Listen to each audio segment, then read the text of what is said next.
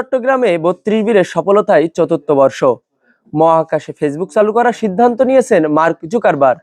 ১ cup diesel দিয়ে পাহাড়ি আগুন নেভালেন গাছকাটা ক্যাম্পের সিএসএম সার্জেন্ট বেলায়েত।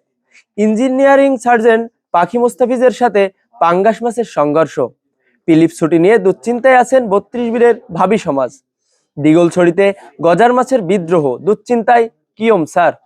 সবশেষে থাকছে আবহাওয়া ও খেলাধুলার সংবাদ। এতক্ষণ শুনছিলেন সংবাদের শিরোনাম, এবারে বিস্তারিত। দীর্ঘ ৪ বছর ধরে পার্বত্য চট্টগ্রামে সফলতার সাথে দায়িত্ব পালন করে যাচ্ছে ৩২ বীর। সিওসারের গোয়েন্দা তথ্যের ভিত্তিতে রঞ্জিত টিলা এক সফল অপারেশন পরিচালনা করেছেন মেজর সাকোয়াত স্যার। এর প্রেক্ষিতে সিওসারের অপারেশনে অংশগ্রহণকারী সকল সদস্যকে কয়েন অফ এক্সিলেন্স প্রদান করেন। এবছর মার্ক জুকারবার্গ সিদ্ধান্ত নিয়েছেন যে আটলান্টিক মহাসাগরে বালু দিয়ে ভর্তি করে ভুট্টা চাষ করবেন।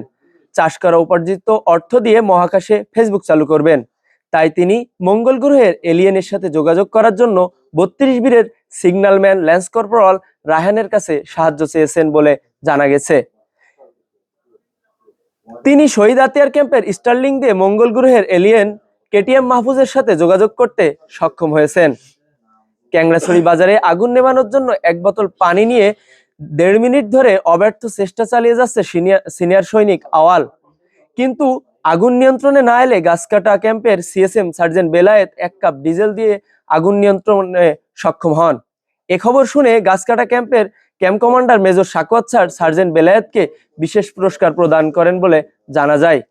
গতকাল ফ্রেশ মুভ নিয়ে আসার সময় পাঙ্গাস মাছের সাথে সংঘর্ষ হয় ইঞ্জিনিয়ার সার্জেন্ট পাখি মোস্তাফিজের। কাপ্তাই নদী উত্থাল পাতাল ঢেউকে মোকাবেলা করে তিনি বীরত্বের সাথে বিলাইছড়ি জোনে ফ্রেশ মুভ ল্যান্ড করান। এই সংবাদ পেয়ে আরপি সার্জেন্ট আলী দৌড়ে গিয়ে ঘটনার তদন্ত করেন। সবার সবকিছু ঠিক থাকলেও সিনিয়র সৈনিক উজ্জ্বলের ইজ্জতের রশি হারিয়ে যায়। এবছর জাতীয় নির্বাচন ও ইউনিট মুভমেন্ট করার কারণে ২ মাস পিলিপ নিয়ে দুশ্চিন্তায় আছেন ৩২ বীরের ভাবি সমাজ। এ ব্যাপারে ভাবিগণ অধিনায়ক ম্যাডাম বরাবর একটি স্মারকলিপি প্রদান করেন। অধিনায়ক ম্যাডাম সকল ভাবিকে আশ্বস্ত করেছেন যে আসন্ন নির্বাচনে শেষে পুনরায় ২ মাস ছুটি শুরু হবে। এদিকে বিয়ের পারমিশন দেরি হতে অ্যাডজুটেন্ট স্যারকে সাক্ষী রেখে এসএম স্যারকে ঘটক বানিয়ে বিয়ে করে ফেলেছেন ডান্সার নাইম। কাপ্তাই লেক থেকে রাতের আধারে বারবার বারেকের অধিক মাছ ধরার কারণে গজার মাছ বিদ্রোহ করে বসে। গতকাল তারা রাত আনুমানিক ১:৩০টার সময় পানকৌড়ি ব্রিজের নিচে বিশাল সমাবেশ নিয়ে উপস্থিত হয় এবং আমরণ অনুসরণ করবে বলে জানায়। এক পর্যায়ে অধিক উত্তেজিত হয়ে ফিল্ড ম্যাচ সার্জেন্ট নুরুলের উপরে হামলা করে, এতে তিনি স্মৃতিশক্তি হারান। পরিস্থিতি সামাল দিতে NSA warrant officer Mostafiz sir ঘটনাস্থলে উপস্থিত হন এবং সকল ঘটনা কোয়ার্টার মাস্টার ক্যাপ্টেন রিয়াসাত স্যারকে জানান। তিনি সকল মাছ ধরে দুপুরের খাবারের সাথে ফিশবল বানানোর আদেশ দেন। এবারে আবহাওয়া। এবছর তীব্র শীতের কারণে শহীদ আতিয়ার ক্যাম্পের সৈনিকদের মাঝে দেখা দিয়েছে গোসল না করার প্রবণতা। আজ সকাল থেকে কমান্ডার স্যারের ভিজিট উপলক্ষে বিশাল এক ওয়ার্কিং ঝড়ের কারণে উড়ে গেছে বিএসএফ মোজাম্মেলের অবশিষ্ট চুল। এই ঝড়ে আহত হয়েছেন ব্যাটালিয়ন ডেইলি বাড়ি সহ আরো ২৫ জন।